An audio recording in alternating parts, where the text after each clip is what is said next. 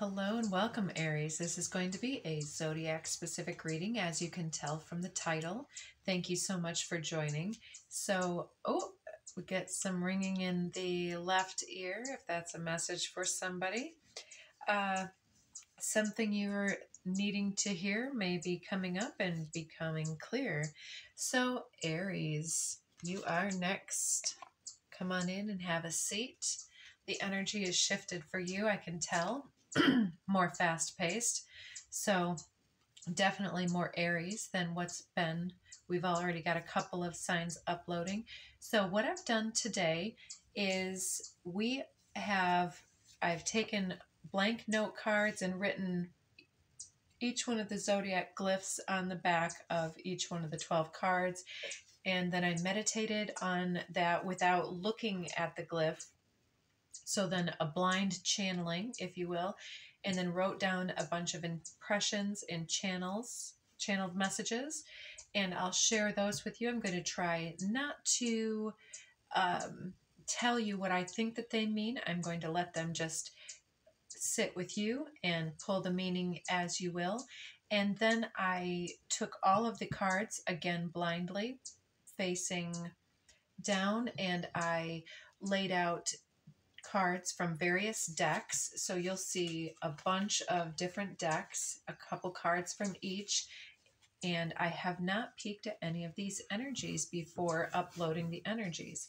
So, all right, let's get started. So we have Aries. There's your note card. If you'd like to check them out at your own time, screenshot that. So what we have here is heart activation, a weight off the chest, the weight perhaps of others' expectations, something regarding the father's shadow, stepping into the light. And then I resisted this message, but I ended up writing it down, the ghost mother, or the mother's ghost. And I was challenged because ghost is such a weird word. And yeah, spirits, I get this. There may be some of us that have mothers in spirit. I know I do. But it wasn't about the spirit. It was about the faulty embodiment of the mother with the absent sense. Like the ghost mother is like, who's home? Is anyone home? This may have come through in various different ways, so I'm sure you know your story. So then we're talking about embodiment, safety and security within the vessel, the body, and then turtle or crab. The home is you. It's like the auric shield is the shell. It's the protective boundary, the energy bubble that we have surrounding us here. And home is wherever you roam. Grief, retrospecting, looking back, reframing,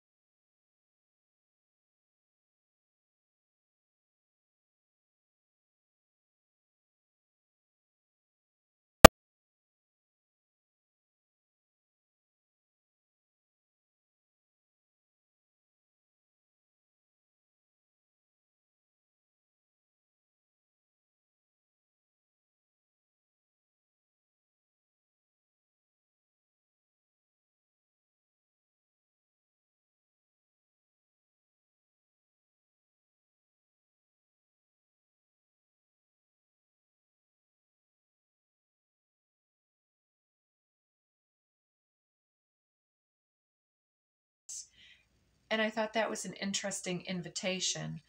For me, I have a hoop house with tons of plants, and this represents my livelihood. And this happens in other walks of my life as well. But the other day I said to somebody, you know, I trust that if somebody comes and I'm not here, that they would want to come back another time, or they might leave me some money on the table if they decide to take something. But I also trust spirit and the actions of those individuals, where if somebody takes something from me, particularly a food plant, I trust that their need is great enough, whether they need the item or they need the lesson or the guilt or whatever they need.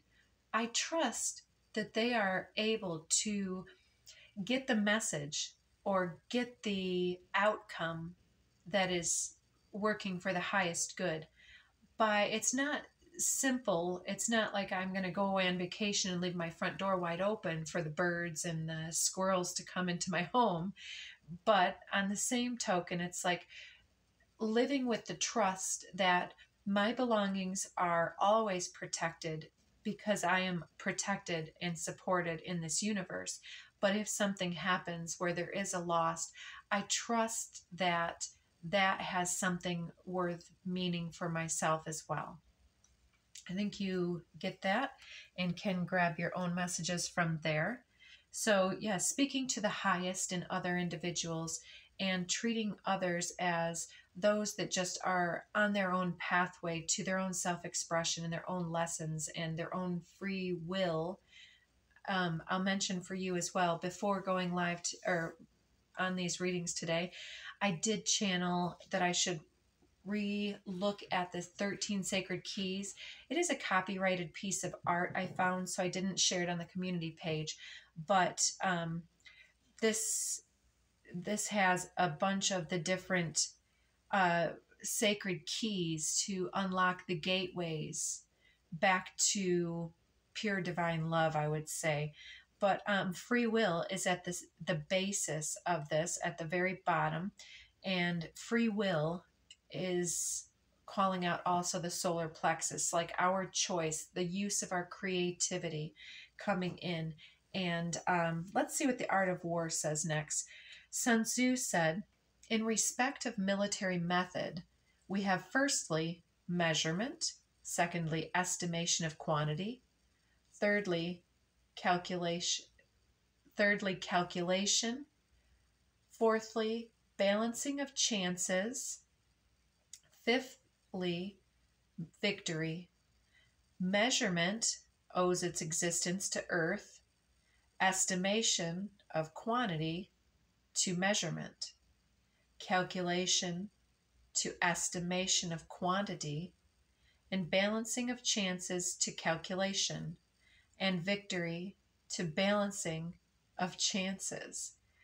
So it's like there's this intricate web, such as what I was talking about with others and their need and what they grab and don't grab. It's like if we're immersed in this game of life, it's like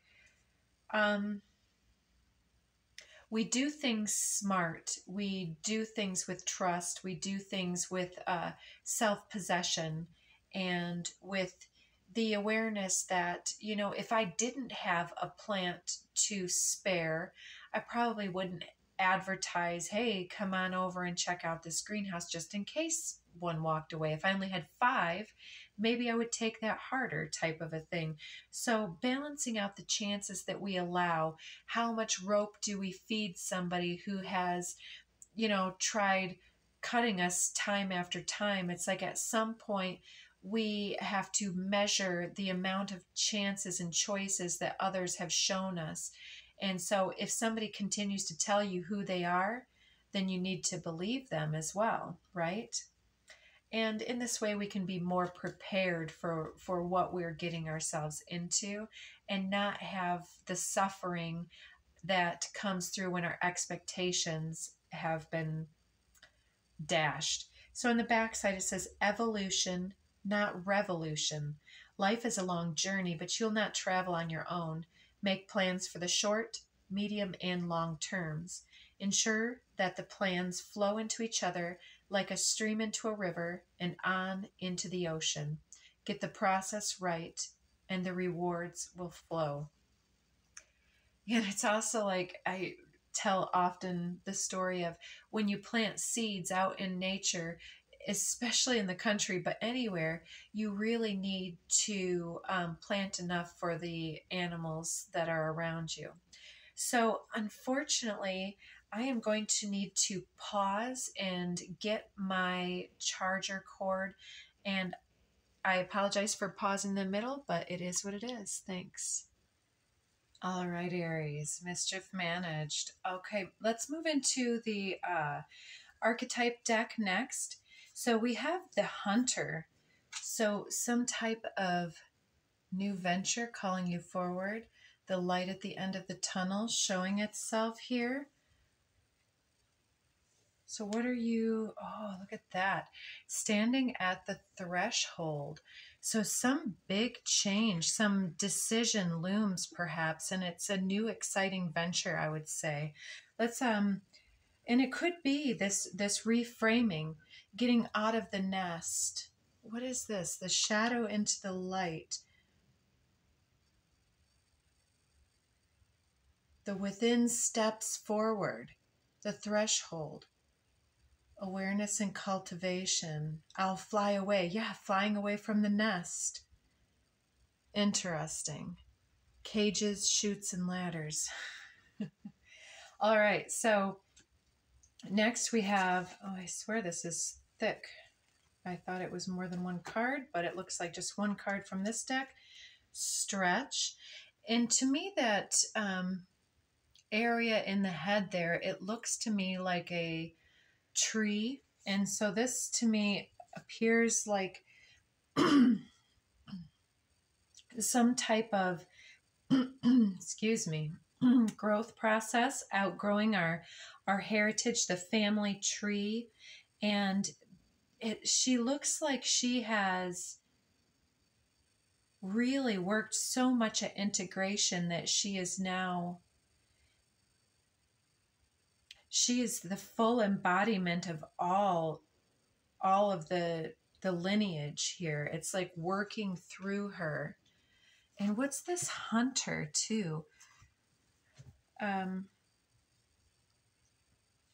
There's something I'm missing here about the look from her face here. It's like this individual knows something that others don't necessarily know. Well, let's see if it comes up.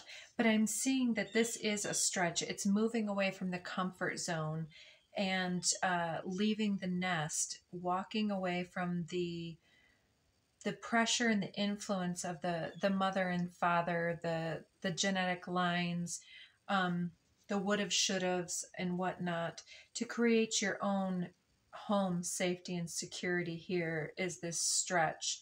So maybe you've really pushed the limits and you've been able to go out and seek new ventures here with this Hunter and created a lot of momentum, and you're learning a lot of new things.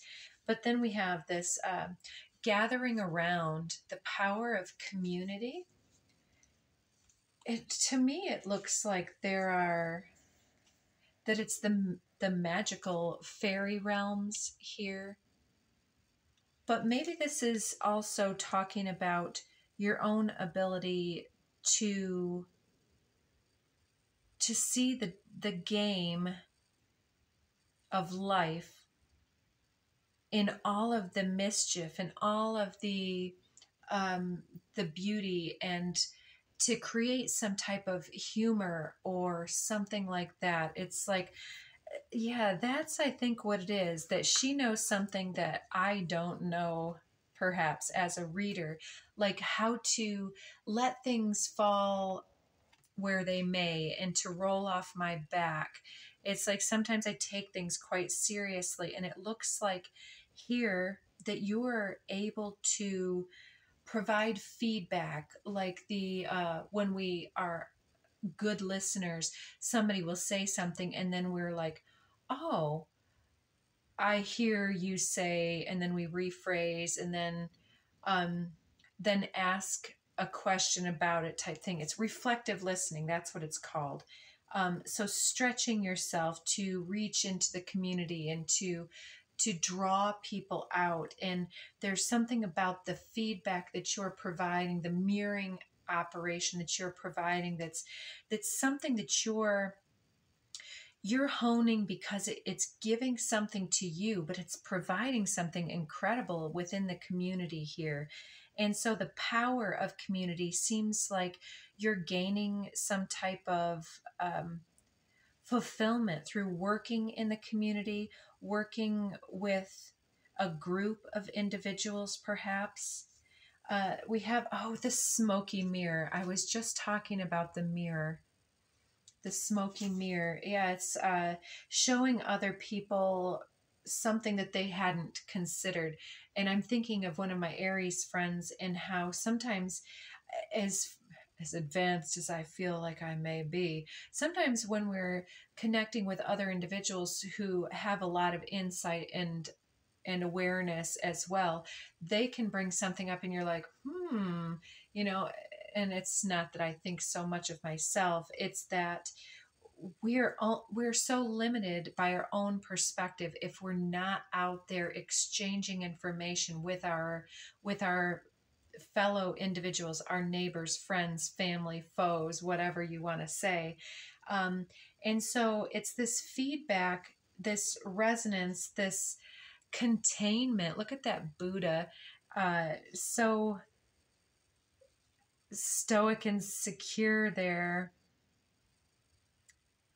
It seems like someone who's done a lot of meditating, a lot of reflecting, a lot of feeling of displacement or not having a firm home or a firm embrace of the mother, and without the attaboy of the father, that then has had to stretch their own self to become their own mother and father in some way here. Yeah, you're completing a major cycle here, the Ouroboros. I believe that's how you say that, with the snake eating its own tail. It's like as you complete this cycle, it's like you see those directional lines here as though it's a compass. It's like in our own breaking down of things for others helps you to break things down for yourself. And then it helps you to kind of move in multiple directions, even within a conversation, to go many different levels and as far as that individual can reach with you. And so you're providing a lot, excuse me, a lot of insight for others. Excuse me. So then, interestingly enough, from the Akashic Tarot, we have the One of Forces, the Akashic Field. And when I was looking up the 13 Sacred Keys, this card was in the search. One of Forces is the Ace of Wands, and it's got this Akashic Field and that green and all those various colors here. It's as though, where did I put all this? I'm seeing both the stretch and the smoky mirror card here, primarily with those pastel colors. And within the space of the Buddha's meditation here, yes, we can be in those gentle states of being, but this is the dynamic input here. It's like the, not input, the intensity of the energies flowing through your field. You're in connection with a depth of awareness that others don't always have, and so you're able to really assist them in their awakening process. So 5 of Roses, roses being the water suit. So this has some children in the garden. Five of Roses. And they're playing games. They're looking for clues. You can see the girl has a magnifying glass, and I don't know what the boy is doing there. I can't quite see what he has in his hand. It could be a slingshot. So, yeah, choices. The garden. Five of Roses. I think that that is like making the most of our opportunities in some way, but there's more to it where through this loss you're really able to appreciate the life that you have cultivated for yourself, and you're stepping into a whole new realm from there. So next we have the Eight of Feathers is the air suit, courage and solutions. Yeah, that's what I'm trying to describe there with that garden. It's like through the loss, through the not having, there's a real sense of appreciation and gratitude for what is and for what you've attained, for the simple pleasures of life. And then Three of Crystals, collaboration and productivity with the bee. Very nice. So the mouse and the bee, very resourceful energies, starting with humble roots, but then the bee creates the nectar or uses the nectar to create the honey. So there's something here about transmuting those lower vibrations into something not only useful, but glorious, brilliant, inspired.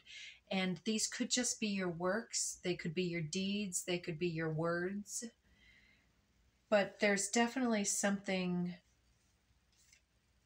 about you applying everything that comes your way for some type of huge humanitarian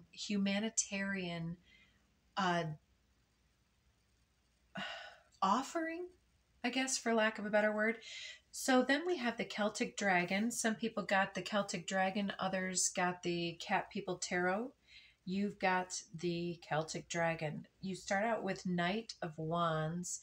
Look at this adventure. It's like having these adventures at night while you sleep and also in meditation, really lifting oneself up and out of a circumstance, traversing even the cosmos with the magical familiar here of the dragon. And this year in particular, you may be looking to publish or to unveil something or reveal something that you've been working on, some type of project or a template, some type of instruction manual for others. But then I don't usually read reversals, but the Chariot coming out in reverse below this. This seems to be, there's something here about the weight of others' expectations, father shadow, the mother ghost here, that has stalled progress previously. But yeah, and that may have to do with your ability to connect deeply with intimate partners here.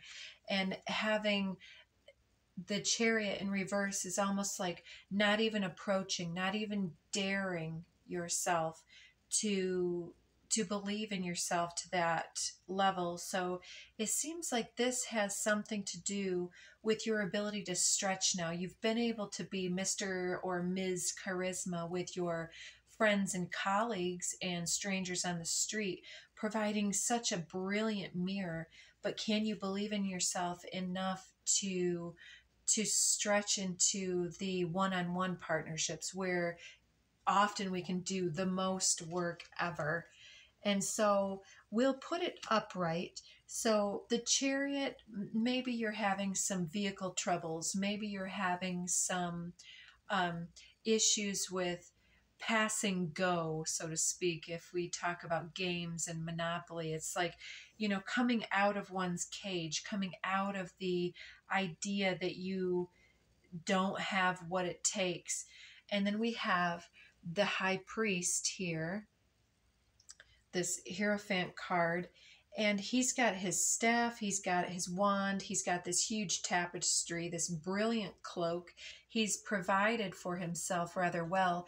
But if you can see, he does have quite a worried almost expression on his face there. But I'm seeing this as like the kissing dragons here. To be a partner for the high priest, it would take a priestess energy perhaps. And so looking for the right type of completion energy, and this is genderless, so take things with a grain of salt. But see those kissing dragons there. Um, there's some kind of pursuit with this Knight of Wands wanting to create momentum and get started and go and achieve to to hunt is almost like to search for the mate here, completing some type of cycle here. Let me keep going. So we've got shared inspiration, number 20. That's beautiful. Throw yourself into a new project. Be willing to let go of time constraints and rules and really be aware of whatever fulfills your heart. So this could be anything for many of you, but we've got this sharing of inspiration, which has come out a couple of times. And so feeling at home in your vibe with your tribe, throwing yourself into the new project is like you're standing at this threshold, ready to complete whatever cycle before. You're drawing a crowd with this magical capacity to delight other individuals. And with the wisdom that you bring to the table and your ability to harness all of that energy from the Akashic field here and to understand the energy of completion, of duality, of the mirror, the smoky mirror, and how your experiences speak to others and how their concerns or even unexpressed, unprocessed, unidentified question marks, how you might hold some type of answer in that moment.